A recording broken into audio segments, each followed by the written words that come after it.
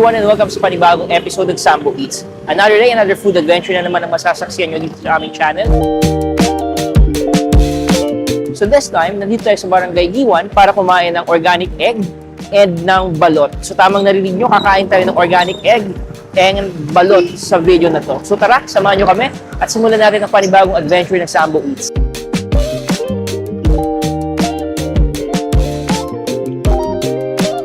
So ito na pala yung mga tinitinda nila guys. So ang binibenta nila dito is yung organic chicken egg.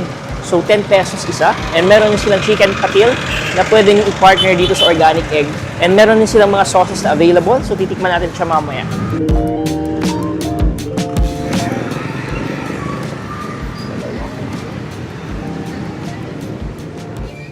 So tikman natin yung organic egg guys and papartner natin ng chicken patil. So yung chicken patil once again is 15 pesos.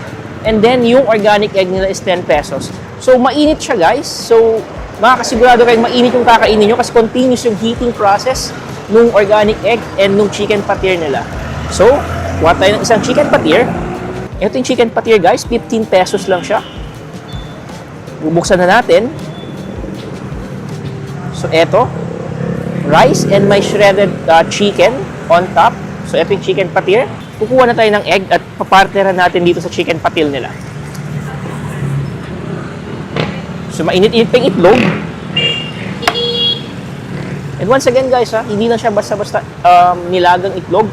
Sabi ng may-ari is organic egg itong kakainin natin. So, pilang natin. Tanggal natin yung eggshells.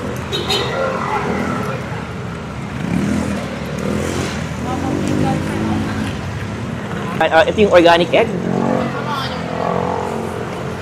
And kukuha tayo ng sauce na ilalagay natin o ipapartner natin dito sa organic egg. So may tatlong sauce pala na available guys. Merong chili oil, merong alamang, and merong palapa o yung daon ng sibuyas. Tapos may halong sili. So ito yung kukunin natin.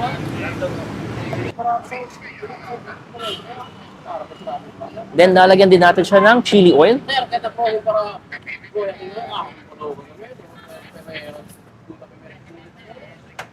So, titikman muna natin yung chicken patil, guys. So, after titikman natin chicken patil, titikman na natin yung organic egg.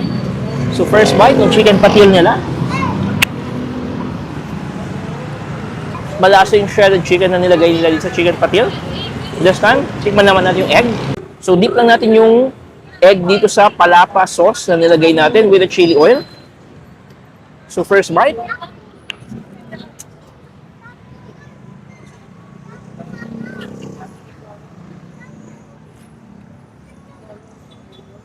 Masarap yung palapa sauce nila guys. So yung green sauce na nilagay natin kanina with the chili oil, masarap yung combination.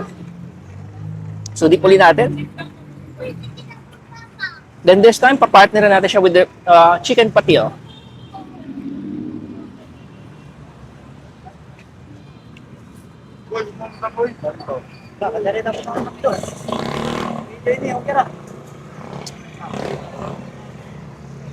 Very hindi lasa guys. Masarap. Ito yung angang na babalik-balikan mo. So kain ulit tayo.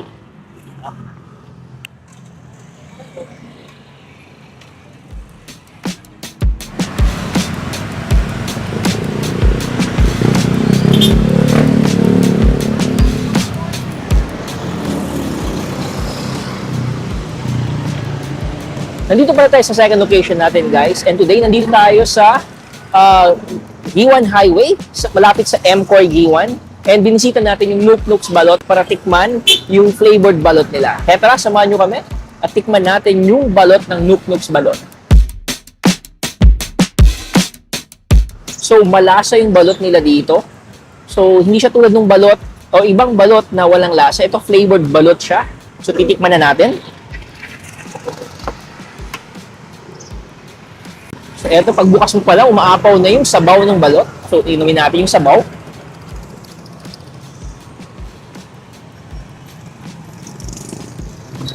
Malasa na yung sabaw. Hindi ko alam kung ano yung nilagay nila, pero malasa na ito.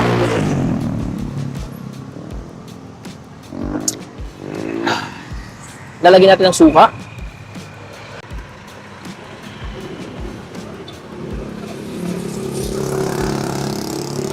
Yan yung maganda sa balot ng Nuknuks balot guys, hindi siya malansa. And nakakasigurado ko yung fresh yung balot na kakainin ninyo. So, peel lang natin, alisin lang natin yung eggshell.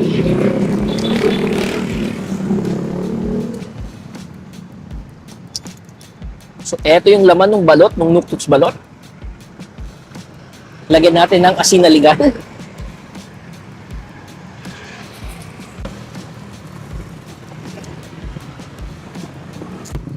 Lagyan natin din ng suka.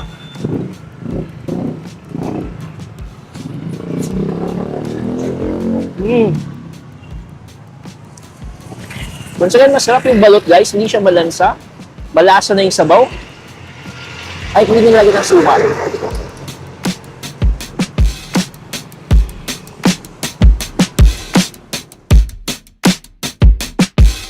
So, nandito tayo sa last part ng ating video for today, guys. And kung nagustuhan niyo yung video na to, paki-thumbs up and paki-share. Kung hindi ka pa naka-follow sa aming Facebook page, paki-follow kami sa Facebook at Zambo Eats. And kung hindi ka pa naka-subscribe sa aming YouTube channel, paki-subscribe kami at Zambo Eats sa YouTube. So once again, let's support small businesses dito sa Zamboanga City and see you on our next video. That's yummy.